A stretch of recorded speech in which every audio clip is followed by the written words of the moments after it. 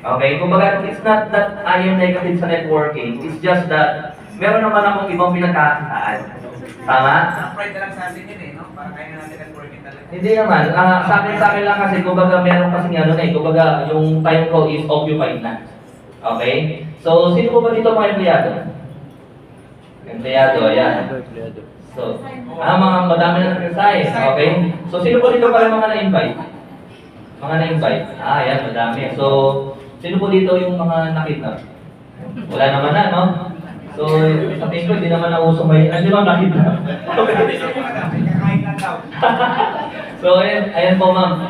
Alam niyo po, yan yung blessing. Yun! Okay? Kasi, ibig sabihin na mahirap kayo invite, kaya kailangan gumamit ng ibang paraan. Tama po ba?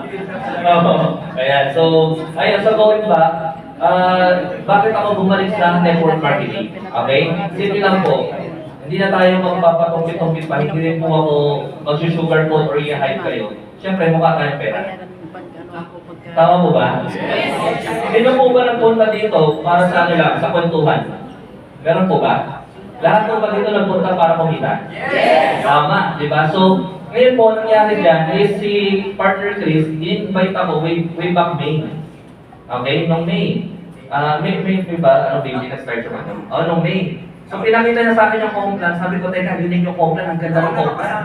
Nauna pa ako kay partner Chris. Nauna pa akong invited. So, nakita ko yung home plan. Ang ganda. Kasi bakit? 1999 yung pay-in. Yung pay ring, 1.5. Tama? Pero alam niyo po, nag-no ako. Bakit ako nag-no? Kasi sabi ko nga, kumikita naman ako sa trading, and yung kita mo naman maganda, and right now, I've been living in BGC for 4 years. So, ibig sabihin, maganda po yung lifestyle ko. Tama po ba? Yes! Kaya lang, alam niyo po nangyari, after, bilangan natin, June, July, August, September, after 4 months, nakikita ko po si Chris, yung kumita ng 1.5, and si Chris, kumita ng 2 million, okay? Nakikita ko po, lumalaki yung kalitaan nila.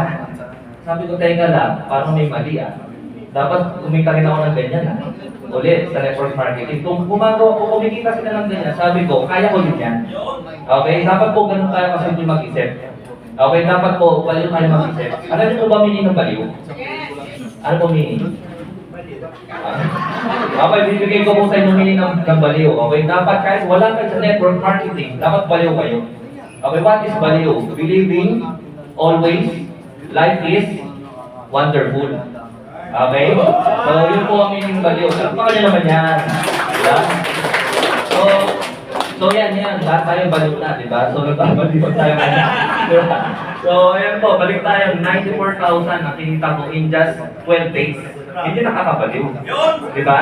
And pinost ko po sa Facebook, sabi ko, this is my new record sa network marketing. Bagong record. Kasi ang record ko, pinakamabilis ko, alam ko, that's 100,000 in 1 month. So imagine nyo po, halos doble yung bilis. Kalahati. Hindi niya umabot ng 2 weeks eh. Kasi ang 2 weeks, 14 days eh. So kung nangyari sa akin, pwede ba mangyari sa inyo? Yes! Okay, so ngayon po, explain ko sa inyo kung bakit sobrang ganda ng business at kung bakit hindi nyo dapat pag-isipan. Okay? Ngayon po, ako as a crypto trader, para kumita ako, anong gagawin ko? Magpapasok ako ng kapital. Tama? Magte-trade ako. Para yung pera ko tumubo. In short, magre-risk ako ng pera. Okay? So dito po ba sa iOS, may risk po ba? Wala. Bakit walang risk? May produkto guys. Pagkabayad mo ng 1999, may kapalit kang 2 box ng barley. Yung barley po yan, pwede mo ibenta, pwede mo inumin, bahala ka na. Diba? So in short, may bumalik agad sa'yo. Okay? Ngayon, magkakaroon ka ng website, magkakaroon ka ng structure, magkakaroon ka ng business system. Tama po ba?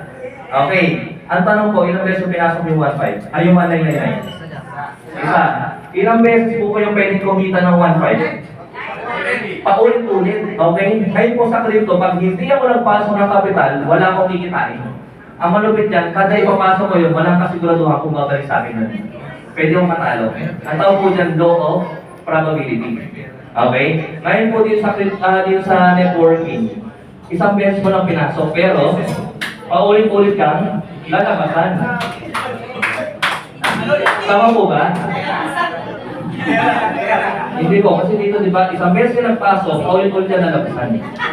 Tama po ba? Question, ma'am. Di ba? Wala pang nilalabasan. Ng komisyon. Grabe naman kayo, di ba? So, ayun din pa. Pwede na business pala ako. Sorry. Oo. Dito guys, dito na ako kaya tumagal ako sa network marketing din since 2013 to 2019 kasi nga, isang beses mo na pinasok yung kapital mo, paulit-ulit ka na lalabasan ng komisyon. Maganda po ba yan? Si ma'am parang tuwang-tuwa. Ma'am, ilang beses ko nilalabasan? Ng komisyon mga, ng komisyon. Okay, so... Ayun! Sige mo naman. Pero, walang pakalaan si ma'am. iOS, sabi. Hindi po, no problem po. Dito sa iOS, libre ang training. Yun pa po. Yes, di ba ako nakakita guys, na hindi na linya si partner base, pero pupuntahan niya. Diba? Sambales, Olongapo, tapos Zamboanga. Sabi yung Zamboanga. Mindanao guys, imagine nyo pagka Manila, lilipat ng Mindanao, hindi ba yan? Pero susuporta sa company. Parang pakalawa po natin si partner Grace. Yan. So, actually, silang dalawa yung nag-convince sa akin, si partner Grace at si partner Grace. Hindi nila ako pinonvince na, uy, sali ka na dito. Ang ginawa nila, pinakita nila yung resulta. Okay, so dito po maganda guys, meron na tayong resulta. And yung resulta po dito mabilis. Imagine nyo guys, sa bilis ng kitaan, sa bilis ng resulta, yung pangarap mo, mabilis mo maabot dito. Okay, so parting words na lang po, iba. So dito sa iOS, isipin nyo na lang po, yung 1999. Okay, sa mga hindi pa po nag-join, mag-join na po ba? Yung mga hindi pa po nag-join, meron pa kayong 1999. Biglang nawala. Bilang tumahimik ka. Okay, so dyan po pumapasok yung mindset ng pagiging negosyante. Okay, tanong po, ang negosyante po ba may utang? Meron. Actually, si partner Chris ang daming utang.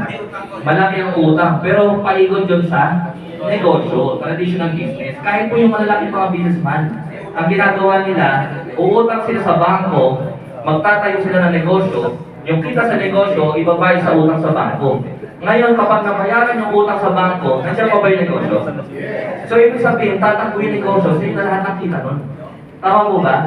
So, ang point doon, para cancel kayo ng negosyo nung wala nilabas. Kasi inutang mo eh. Tama? So, sa mga wala pong 1999, pwede po kayo mangutang. Diba? Kasi dito po, hindi kayo mangutang para pang gimmick, para pang birthday party, para pang bili ng kung ano-ano. Yung utang niyo po, gagamitin nyo para kumita kayo ulit. Tama? Guys, kung gusto nyo pong yumaman, simple lang sikreto. Do not work for money. Okay? Let your money work for you. Tama? Dito po sa iOS, ganun mangyayari. Yes, wala pa naman po yan. So, lastly, sa mga may 1999 na nag-iisip pa, tanong ko po sa inyo, kapag binitawan yung 1999, tapos di kayo kumita, ang tanong, maghihirap ba kayo? Hindi naman, di ba? Malulugi ba kayo? Hindi naman, di ba? Alam niyo po dito yung ilalabas yung 1999, free na lang po yan. Bakit? Yung training po dito, yung sistema, lahat matututunan mo. In short, para ka nag-aaral. Okay? So, ibig sabihin, magiging complete businessman ka.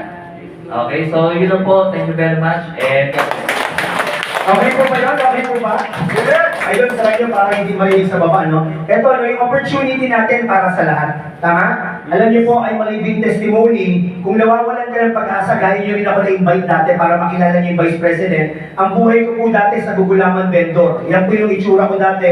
No, walang kabuang-buang na-invite sa networking. Sabi sa akin, yayaman ka. Alam niyo po, nung nag-invite sa akin, kuya ko, walang laban, tama mali, sasama-sasama. Yung nakita ko yung opportunity, malaki bang pagbabago? Dahil it's all about choice, tama? Yung akala kong imposible, yung dating vendor na sidewalk vendor, pastor na bago buhay. Kayo may mga kaya dito, paano man kung ikaw yung naka-invite sa akin? Ano na ako ngayon? Nung na-invite ako, sila sapatos ko, pagdating ng 1 month, naging collection ng sapatos. Hindi ko makalimutan to, partner boy, nung ako'y hirap, ang mga damit ko, boy bawang, bigay ni Mayor, ngayon ko di ba branded na masarap hindi. Dati sapatos ko sira, tama? Ngayon Armani na, hindi ko niyayaman, kumbaga, pwedeng baguhin yung buhay mo ng networking. Tama? Ito maganda, huwag mo open, yung kotse gawa ng tao, gawa ng Diyos. Yung kotse gawa ng tao, gawa ng Diyos. nung ako na-invite, ang sabi sa akin, ma'am, yung kotse gawa ng tao ng Diyos. Sabi ko, gawa ng tao. Kung gawa ng tao, dapat magkaroon ka. Ang tanong, tao ka ba? Lolo ko namatay, walang kotse sa Bicol. Namatay, papa ko, walang kotse. Pag inulit mo pala yung sistema na magulang mo, same result. Tama mali.